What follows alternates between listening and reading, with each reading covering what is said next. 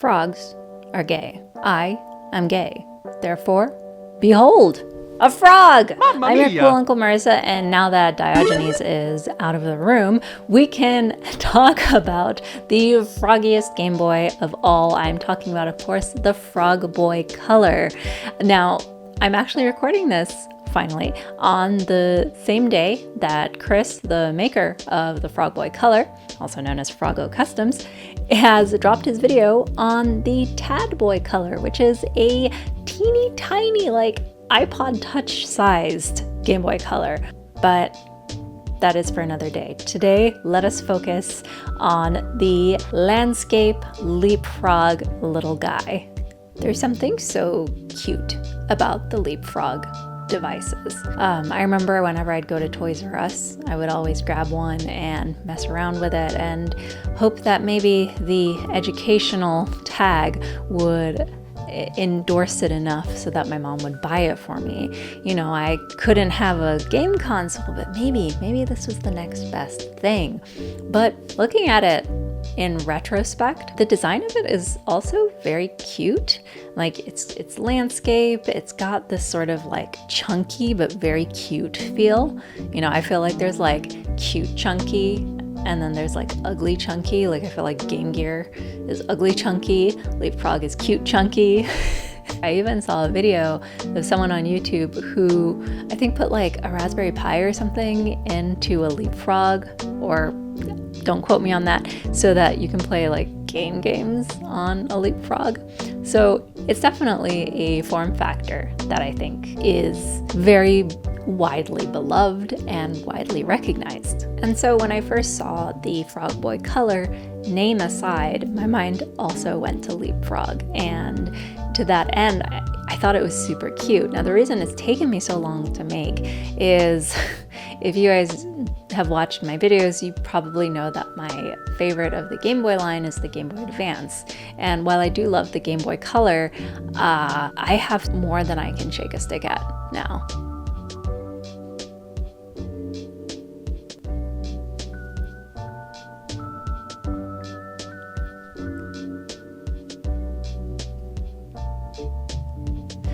Okay, never mind. I can shake a stick at them. It just would take a little while. Well, it didn't take that long, did it? You know what I mean? Like I don't need that many Game Boy Colors. Who needs that many Game Boy Colors? And so that was kind of holding me back. But then, you know, I kept seeing these really cute builds on Froggo Customs Discord. And finally, I broke. Actually, I think another thing that helped was doing the Gotcha SP in aluminum. I can't even say it at all anymore, guys. You guys made fun of me for how I say it, and now I don't even know how to say it. Aluminum? Yeah, I was like, you know, this metal isn't that bad. I'm a big fan of plastic, but this metal's not that bad. So I decided I will make this wide boy color. I just love the original Game Boy Advance. Just the landscape form factor is so good, and especially when it's so small. And so, you know, you just grip it like this, and like I like the way, you know, you're looking at the screen, it's on level with your hands. This is all very silly sounding, but like it's just comfortable, you know?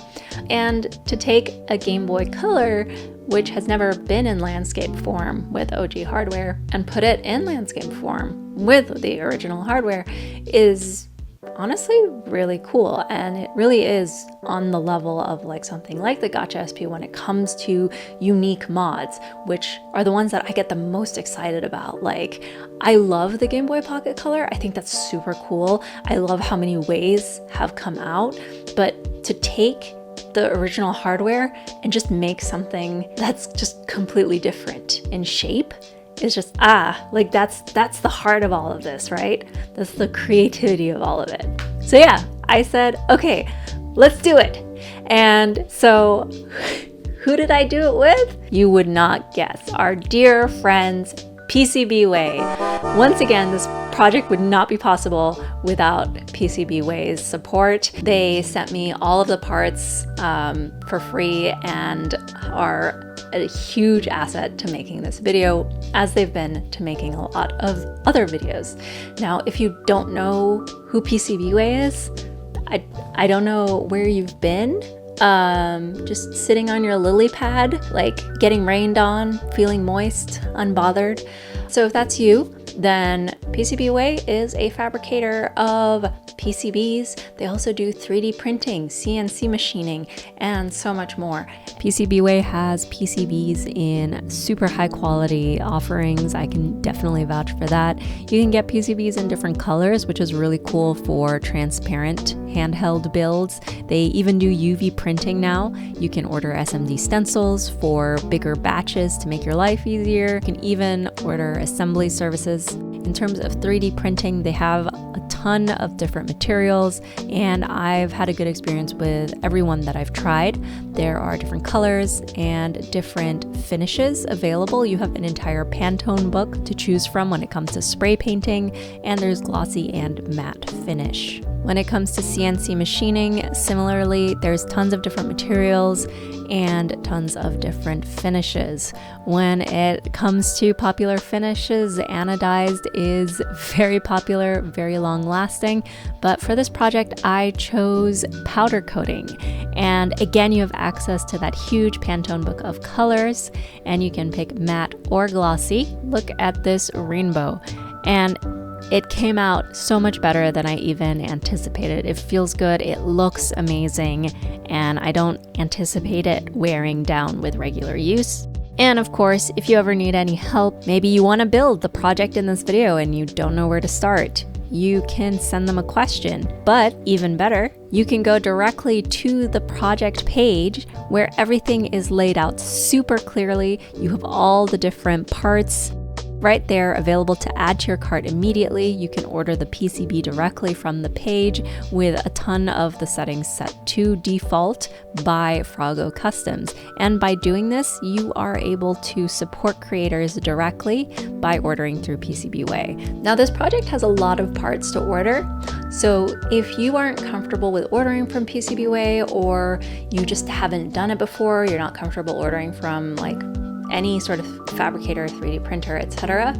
I do have a video, I'll put it up here, a video on how that process works, how to put in orders. Froggo's is pretty simple, and I actually do use an example of his in that video. So feel free to pause this, go over there, or check it out after. So what do you need for this? You need a Gameboy Color.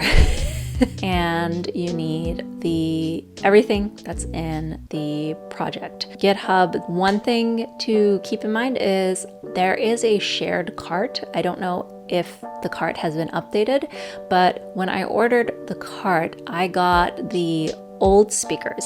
So the speakers that Froggo used in the first or earlier iterations of the Frogboy Color, they are soldered on via wire.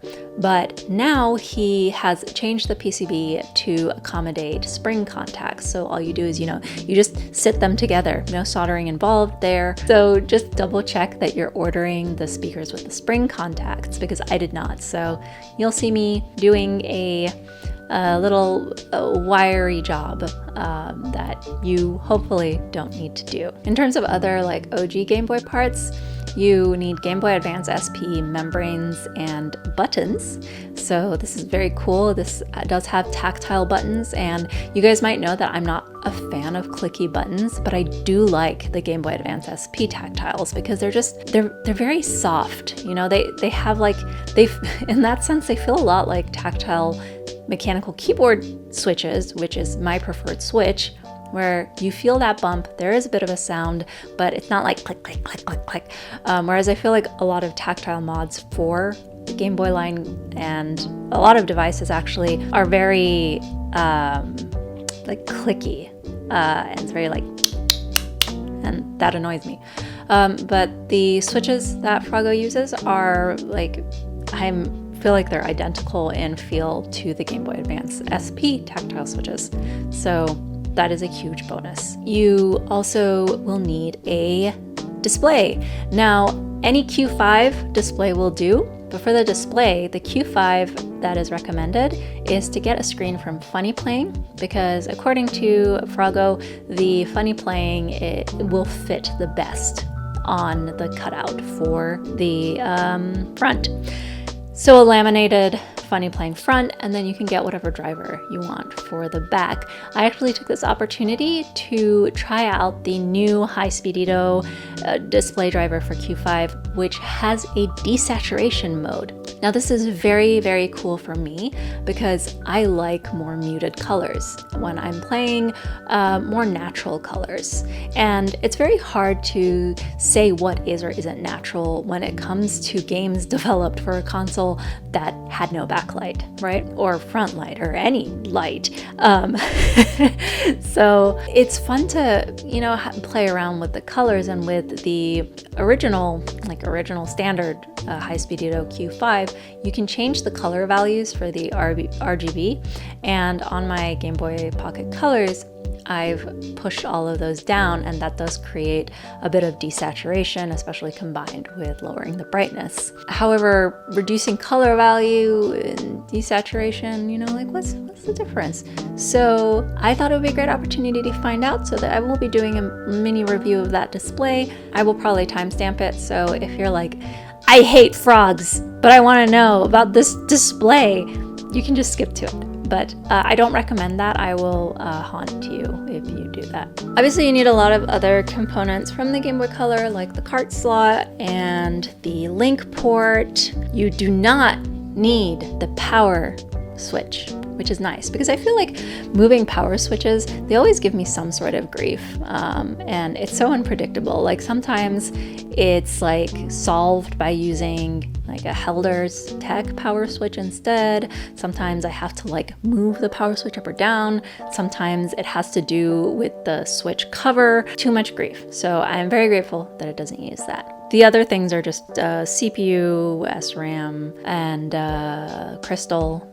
You can always buy new SRAM, but I don't know what the harm is in using the old one. With the crystal, something interesting. So I recently bought 3 Game Boy Colors to do 2 projects with, and I'm glad I did, because one of them had a crystal that looked like this. So the solder points were on the top and bottom, and I'd never seen a crystal like that. But the crystals I've usually seen, they have like 4 points on the sides, and I have seen only one board that accommodates the type with the top and bottom solder points, and that was Bucket Mouse's Game Boy Pocket Color board. I imagine he has it on his like DMG color as well. Huge kudos to him. But that's just to note that this board does not accommodate that. So you will either have to find that crystal on a different board, or you can order one off AliExpress, and there is actually a link to a replacement in the GitHub. Just some notes on the ordering of the bits and pieces before we jump in. So everything, like I said, I'm not going to go through everything because everything is really clear on the GitHub and the PCBWay project page. So what is the recommended material for the shell? I'm going to be real with you. This is a really expensive project. CNC machining is really expensive. With the Gotcha SP, the front aluminum shell was like $40 quote, I think, without any like painting on it or anything. And that thing is tiny, you know, but it makes sense. It's a lot of work. It's an expensive material. That's just something to keep in mind. If you join Frogboy Custom's Discord, sometimes people will share the quotes they've gotten, and the quotes do fluctuate.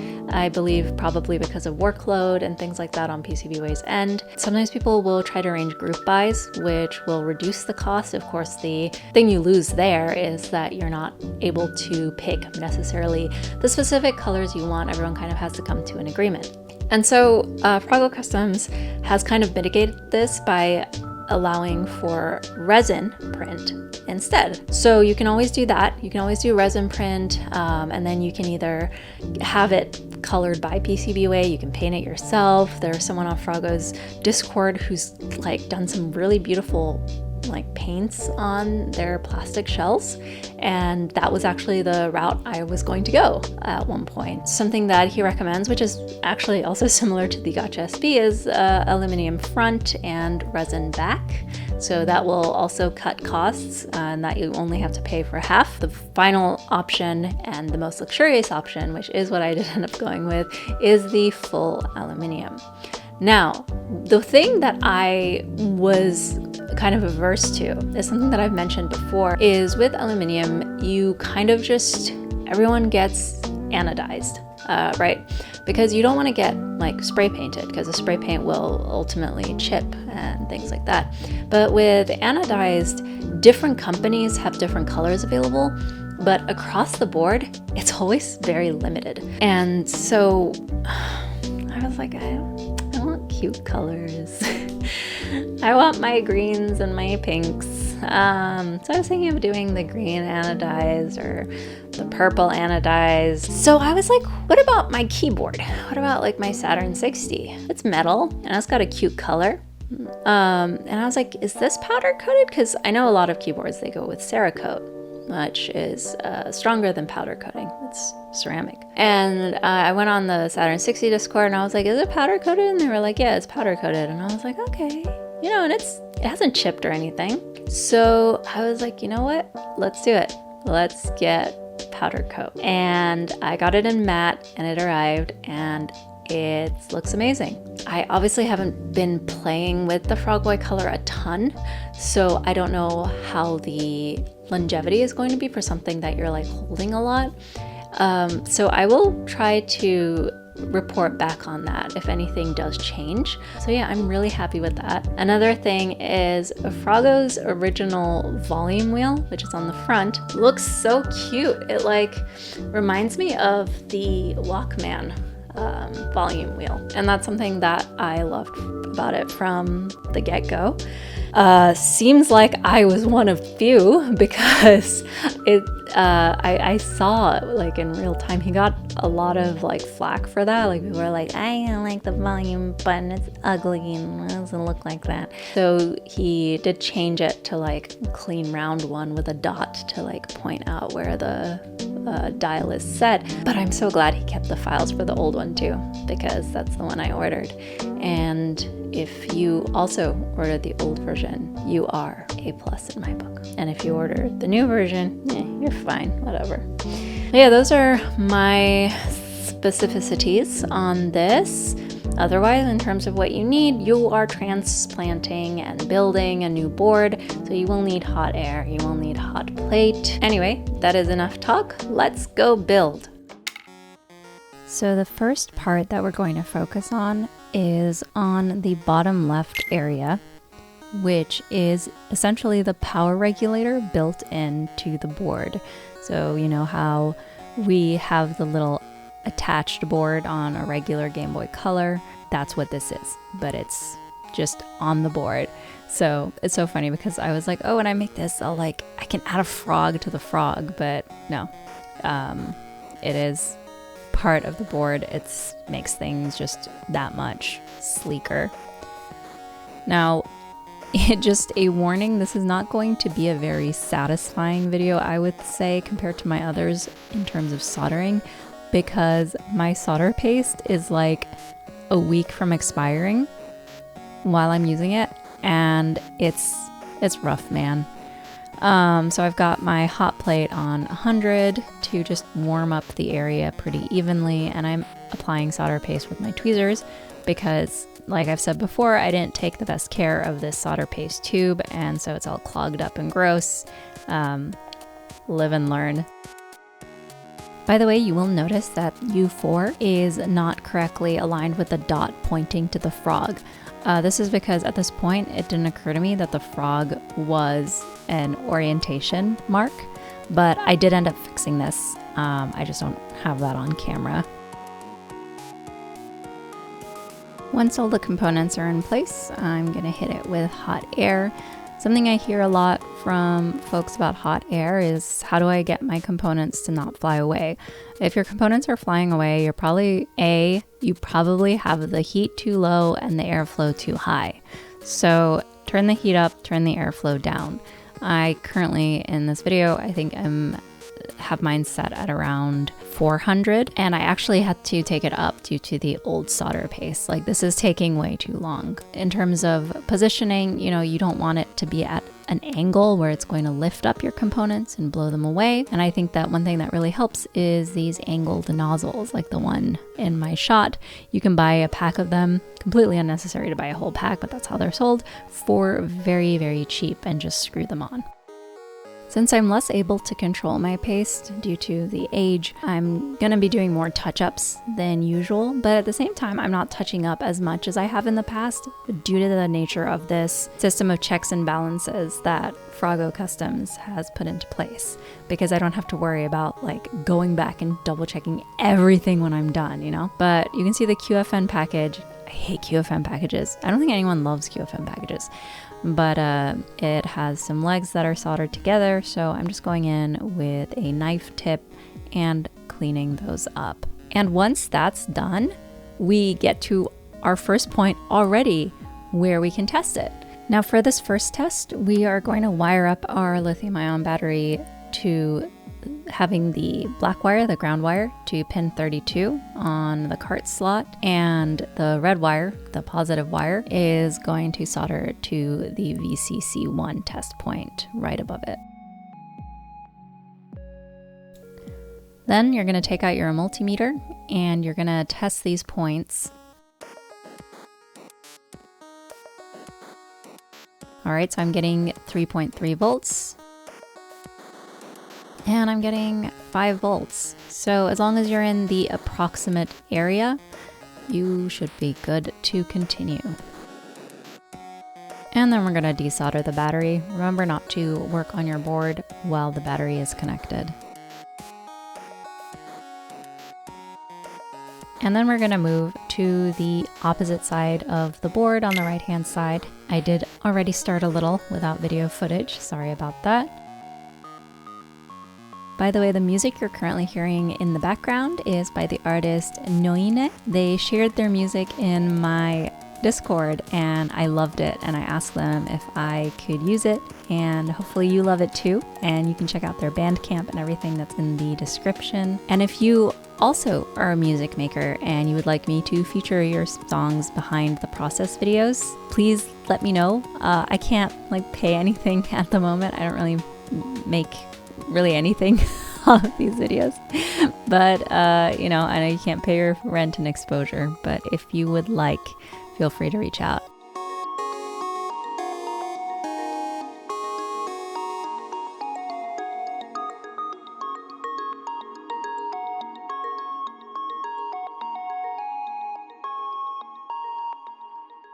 But here we have another QFN package, and this time you can see an example of the correct orientation. So we have the QFN package, and that little dot is pointing to the froggy.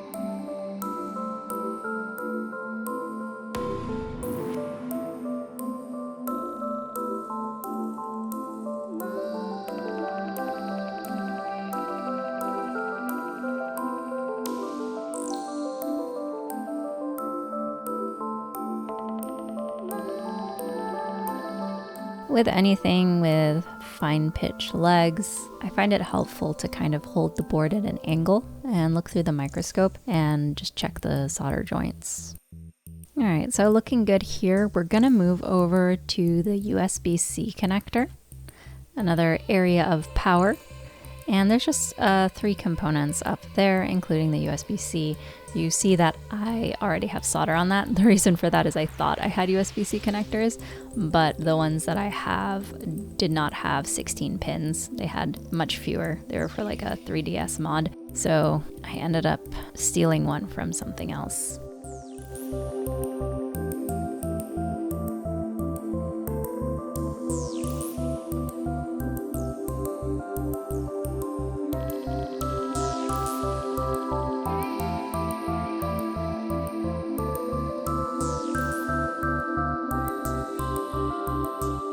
Okay, so here is my salvaged USB-C port.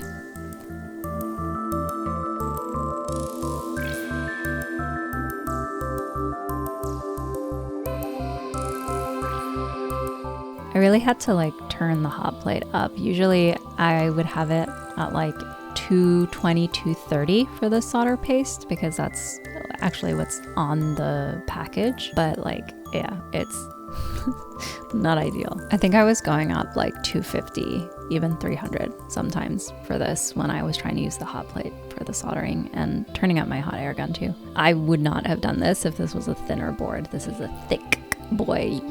And then hot plate out of the way, I'm just going to do some drag soldering and add a little bit of solder because it's a bit dry, and make sure all the pins are covered and not connected to each other.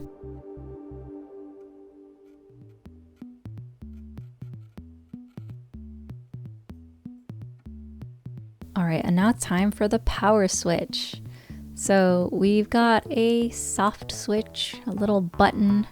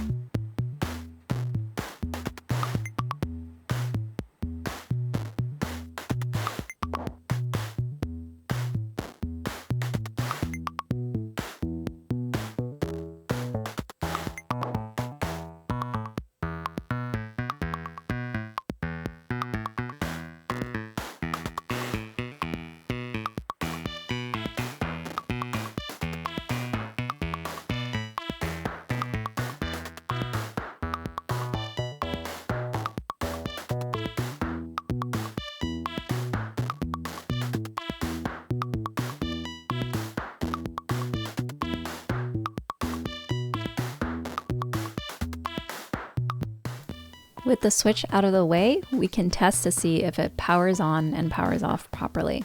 So this time we're going to solder the battery on to where it would usually go.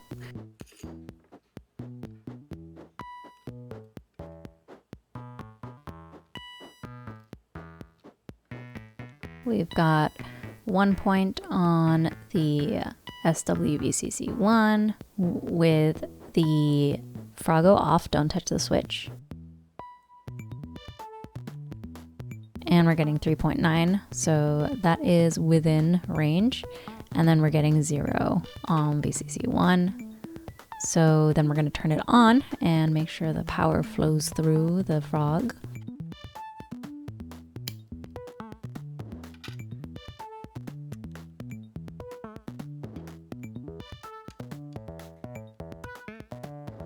We've got 3.9, which is within range.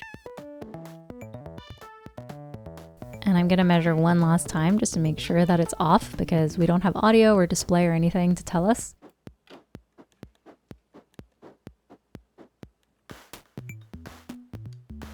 And great, it's discharged, so we can desolder that battery. And now we move on to the middle bits and many of the salvaged bits. So we've got our SRAM first. Beside it will be the CPU. To the right of that, the crystal. At the top will be our ribbon connector, and then a bunch of little bits and pieces around them, which I will wait to do until the end, just because I don't want to knock them off while I'm putting these guys on, because there's a lot of drag involved here. These IC chips, I normally just use a hot plate. I don't use hot air, but I'm a broken record at this point. The solder paste bad.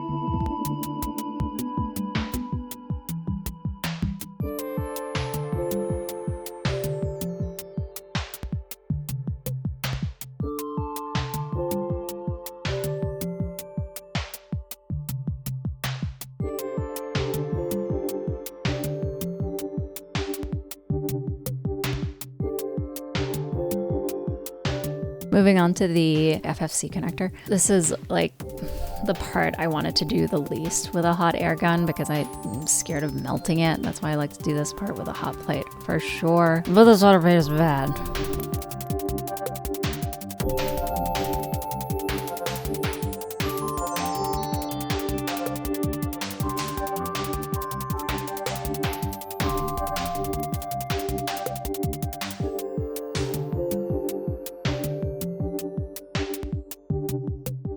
And now that everything is attached, we're gonna get that flux out and it's drag time.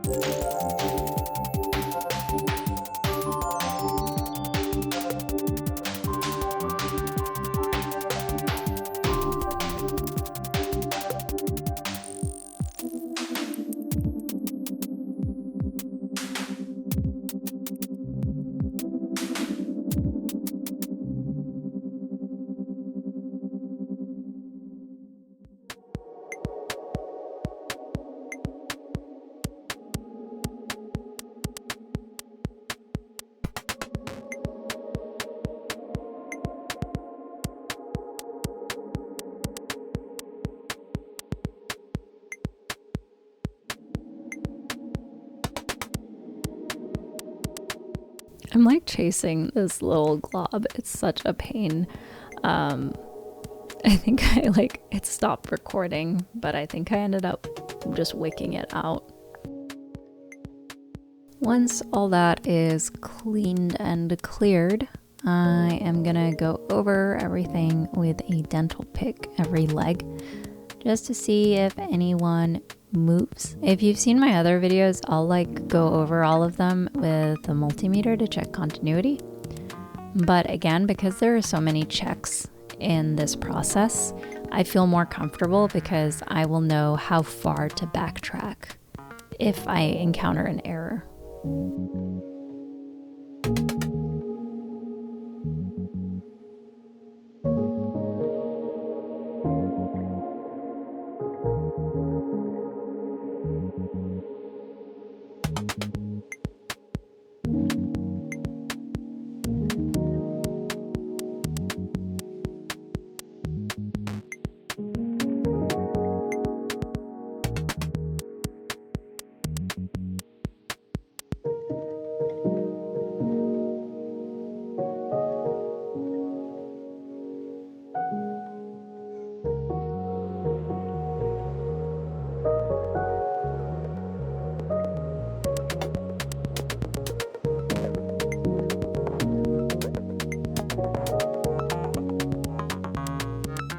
And once everything that may have been floating is brought back down to earth, we can fill in the gaps. So all the little components that go around the CPU RAM crystal and FFC connector can go on now.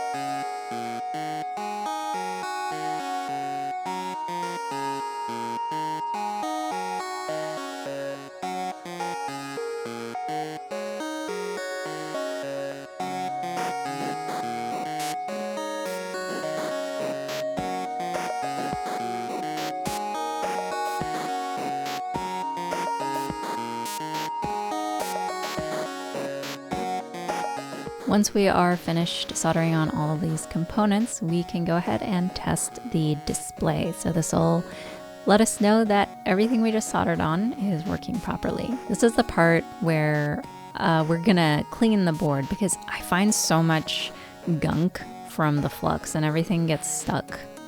And everything, just the flux, gets stuck in the ribbon cable connector, and then it's just ugh. So I'm just gonna go in there with some isopropyl alcohol and clean up as much as I can so that there's no interruption to the connection.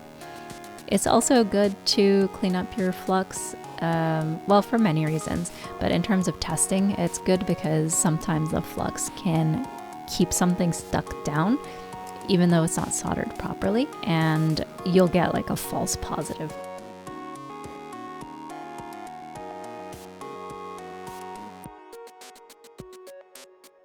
The screen I'm using for testing is like a version 3 or something, like funny playing screen. It's an old one. It is gone through so much. It doesn't have a driver board, which is nice for testing purposes.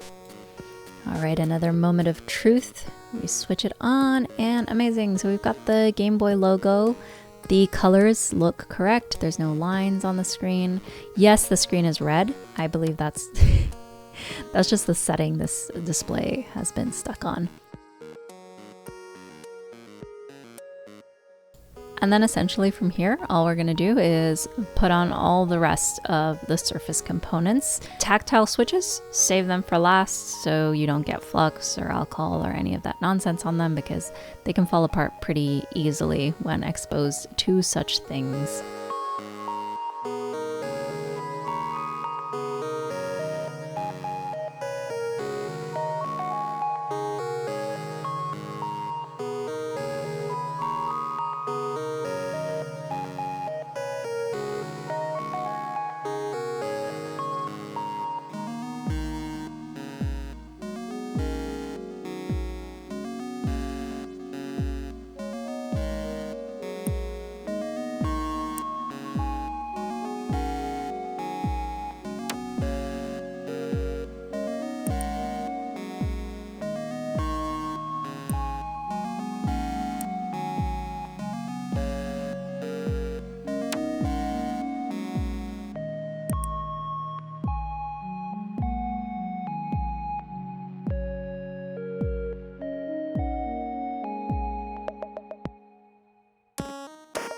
I totally forgot to mention this in the intro, and I actually forgot until I got to this part of the board that I needed to harvest it, but the RN1 is the RA3 filter that you can harvest from your Game Boy Color. You can also buy one new. If you've got a donor board, why not?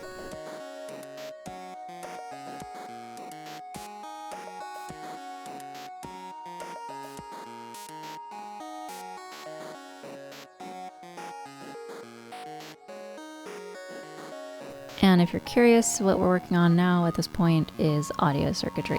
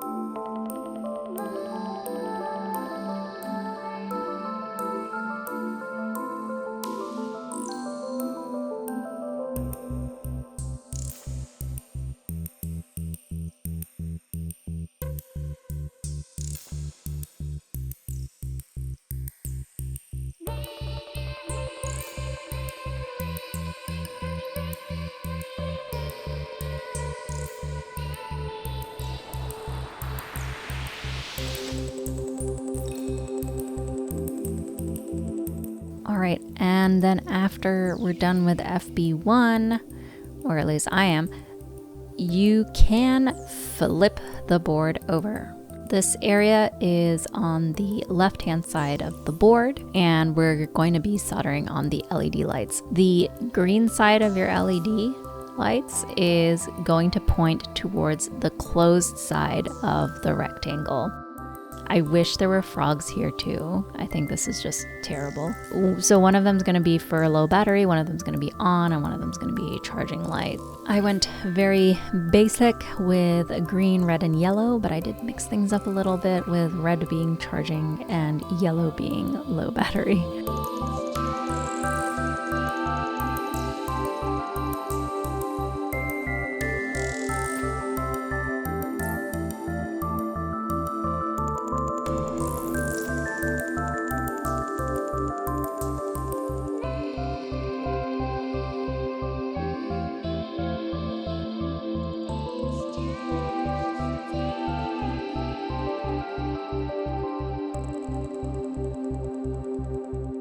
Once we're done with all of these components, we're gonna jump down to where the speaker squares are, and we're gonna put our tantalum capacitors on C18 and C19. In these instances, the stripe on your tantalum capacitor is going to face the closed end of the open rectangle.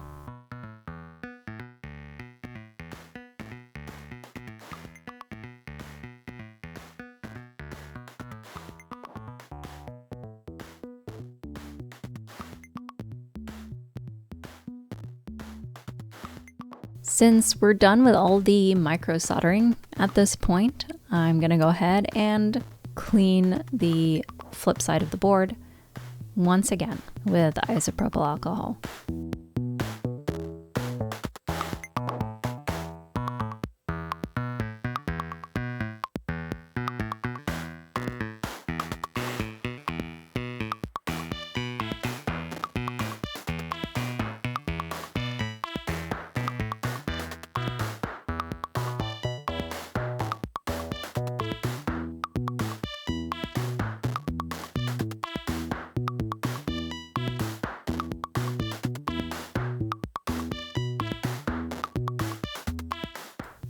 And now that it's all cleaned up, we're gonna solder a battery on again.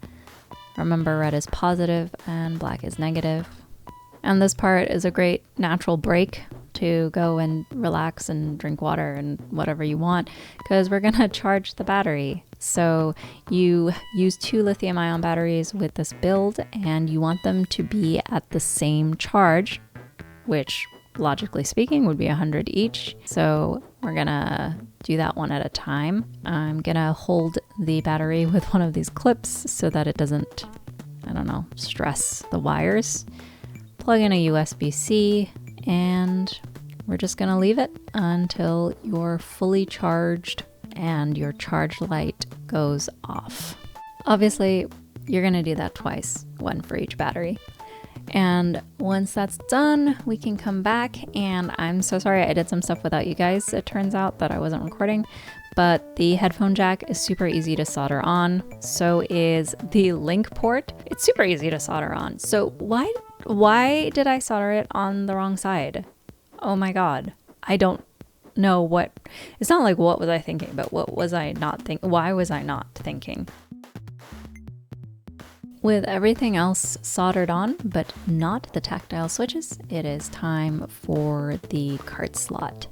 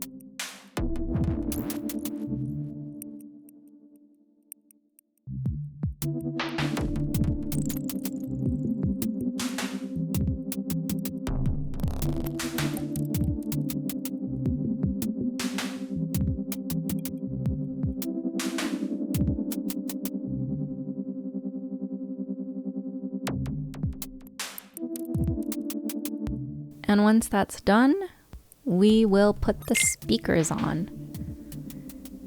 So I purchased wired speakers because those were default in the shared mouser cart. But actually this PCB is built for spring speakers, which means the little springs on the speaker touch the little points in those speaker rectangles and you have sound. I didn't really want to wait for another order of speakers without free shipping probably, so I'm just gonna wire them up, but you will not have to go through so much pain if you make sure to buy the correct speakers. I'm gonna take 2 different colors of wire, blue and white. Blue for left and white for right, because I do not want to confuse them. They are polarized. And we're just gonna do a quick and dirty soldering them on just to make sure that the sound works. I'm gonna test the speaker sound as well as audio jack sound and see if we hear that familiar old ding.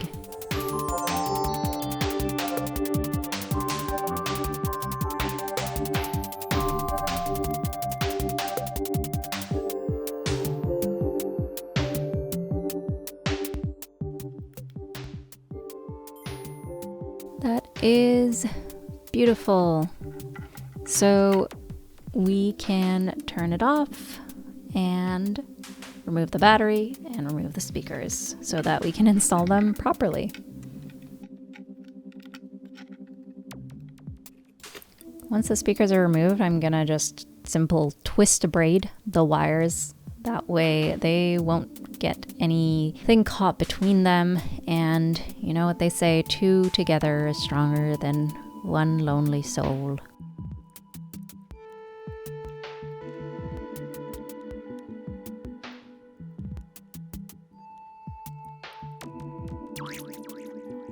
I'm gonna clean where I have put more flux, aka the card slot connector. Quickly gonna secure the USB-C legs because I hadn't done that. Those are just for keeping it in place.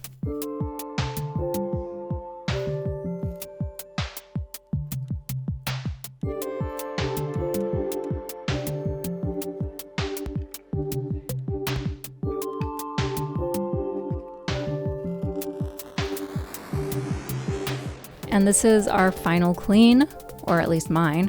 And we are on to the tactile switches.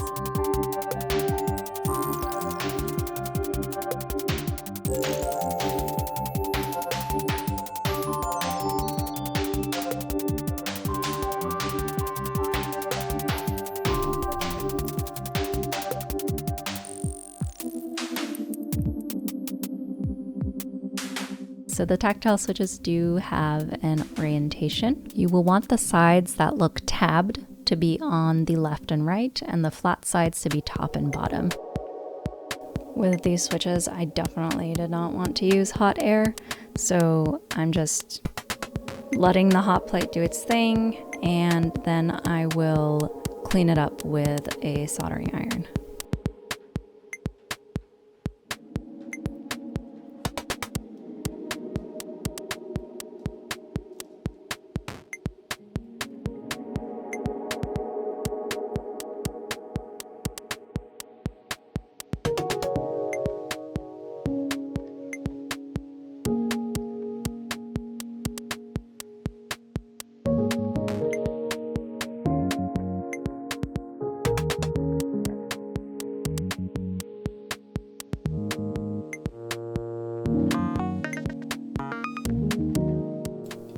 Dude, seriously though, look at that link port. I'm like, why is it so tight to work here? It can't be the link port being on the wrong side. Also be careful with your hot plate just because there are components on the other side. So just make sure to maneuver it in such a way that you're not accidentally desoldering anything from the back. All right, everything is done switch-wise. And I am gonna put some Kapton tape onto our cart slot pins. I usually go with 2 layers because even though I trim them down, they're still a little pointy. and this helps to prevent any shorts with the screen.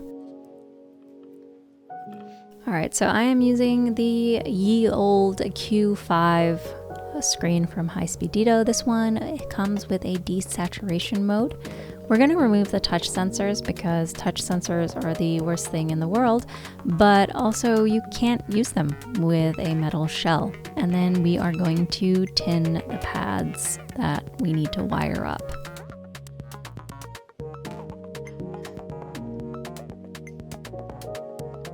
I love it when you just wire up one board with a bunch of wires and they're all long, because it just looks like crazy hair. Looks like trolls.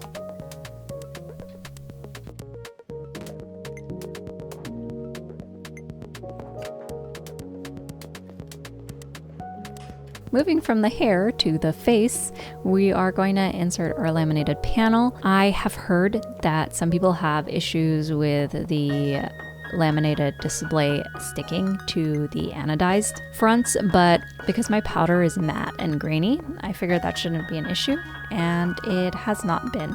But if you do have a slippery surface, you can use some heat to help with the bond. If the heat is not enough because just the adhesive is not very good, you can use cell phone glass adhesive. I always keep one of those in my toolbox. The other thing you could do is take a file or some sandpaper and just use it on that specific area to create some grit, and that way there will be more of a hold. Also, I was so amazed. I had gotten different colored buttons just in case the pink was totally different from the pink on the back shell, but somehow like the color match is perfect. It's insane. Like they're the same color. I feel so lucky.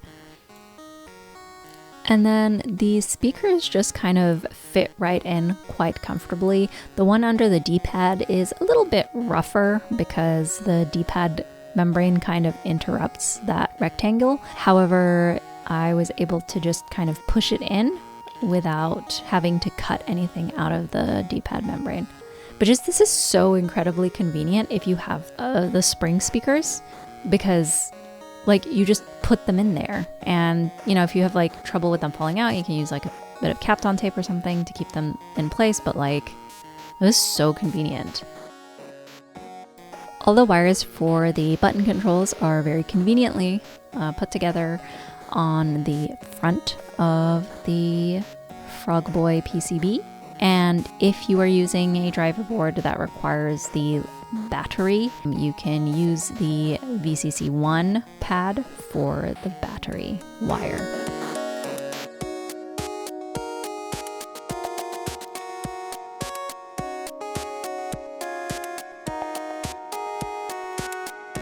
Also, like, don't be like me and remember to use your own wires, because the wires that come with these kits are so just, they feel soggy, if that makes sense, and they're really hard to strip.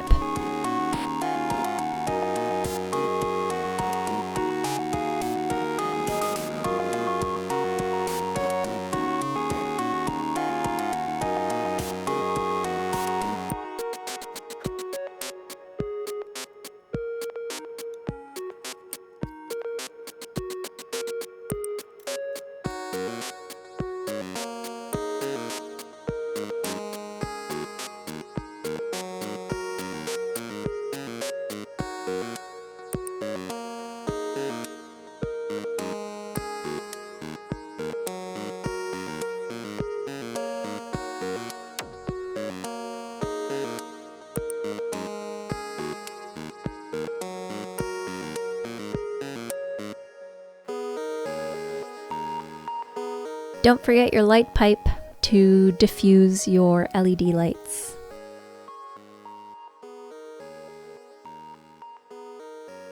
Next up, we have our battery holders. These have also been 3D printed from PCBWay, and they screw in to the PCB and shell and hold the batteries.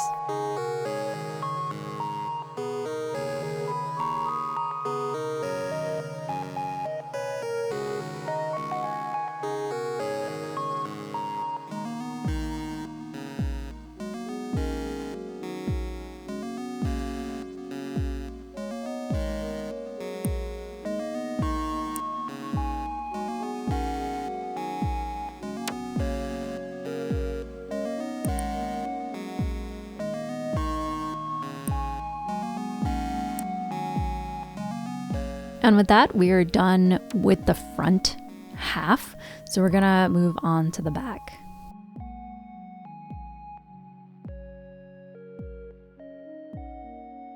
So these are the M3 4mm laptop screws. You can buy a whole bunch for not a bunch of money.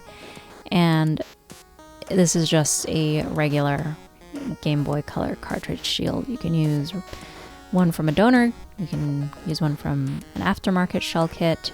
The world is your oyster.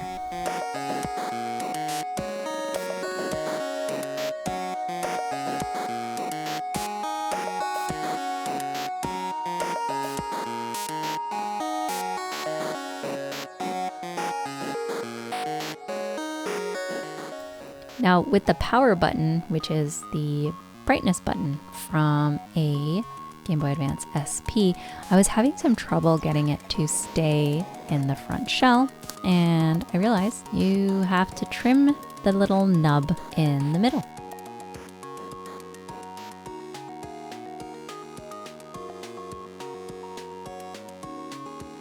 And then we're just gonna close everything up with those same laptop screws.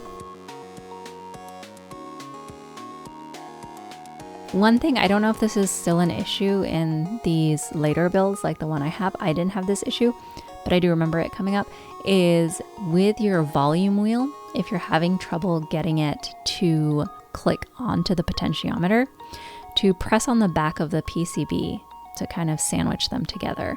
So if I did this again, I would put the volume wheel on, make sure it fits, and then screw the whole thing together. I'm just gonna twist the potentiometer so that it is facing up long ways, and then just stick the volume wheel on.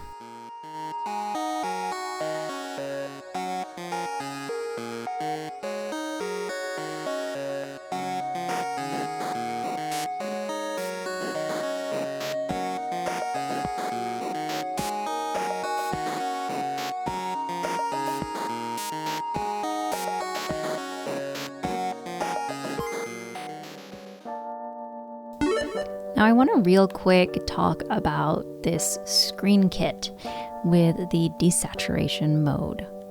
And I'm going to go and grab the 240p Game Boy test ROM. This is also really good to run when you first install your CPU and FFC connector and everything to see the gradients. Right, so we pull up the gradient and you can see my saturation's low currently. And if you see, the colors are not a smooth gradient.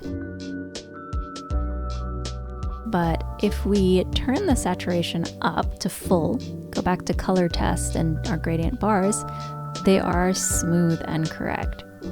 So the desaturation is taking away a little bit of that color integrity. The same thing happens to the color bars when you use the standard Q5 and you reduce the RGB values the same amount, just so you know. Hello, fellow froggies, we are back. Look at that. I'm like, why is nothing on the screen? And I'm like, oh, right, that's my filter on my camera. Now let's talk about it a little.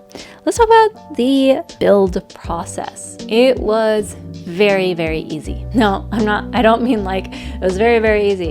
If you've never done like SMD soldering, you can do it. No, that's not what I mean. I just mean it was laid out in a very, very simple and clean way. Shout out Utada Hikaru. You've got this board, which I don't know if it's just because it's wide, it felt so spacious. So I felt like I had so much room to work on. It didn't feel cramped. And the way that Frogboy Customs GitHub is laid out, the instructions, there are so many checks and balances. You have that reassurance. It's not like it doesn't feel like a Frankenstein B movie where, you know, you pull the lever and is he gonna get up and be my loyal servant or is he gonna go on a rampage? We don't know.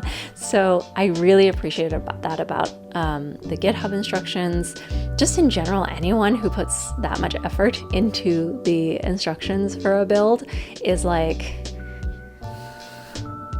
it shows a lot of care and a lot of passion. The biggest issue I had was with the speakers, and that's because I had the incorrect speakers in my cart.